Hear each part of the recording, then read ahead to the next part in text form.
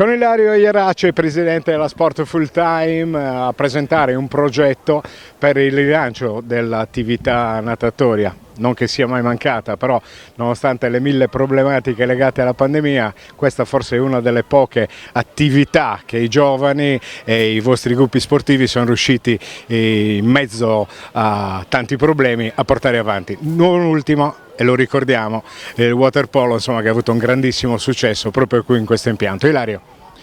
Ma diciamo che ci siamo uniti con la Sporterre, con Stefano, per rilanciare il nuoto giovanile.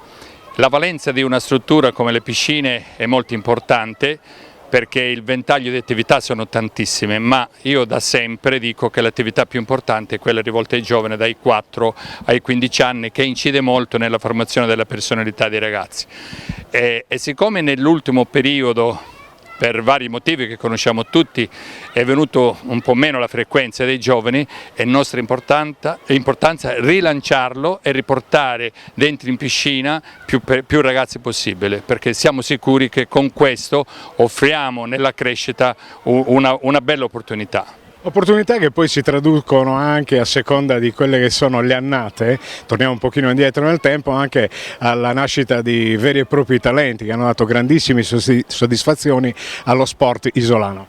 Ma diciamo che con le partite delle piscine degli anni 80 eravamo molto indietro rispetto a Cagliari e il resto d'Italia. All'inizio del 2000, insieme alla Sporterre, siamo riusciti a colmare un gap che era veramente enorme.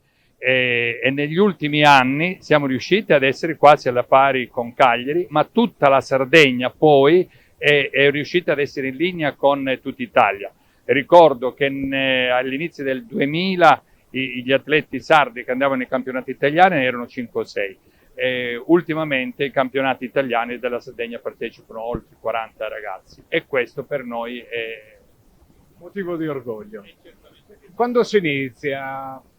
Iniziamo il più presto possibile. Adesso c'è questa proposta che poi Stefano spiegherà meglio, perché essendo lui un tecnico che organizza insieme a Pierluigi e a Domenico, che sono i responsabili dell'attività diretta, spiegherà meglio quello che è questo progetto. Bene, noi siamo curiosissimi, adesso andremo a sentire Stefano Masera. Grazie Ilario. Grazie a te.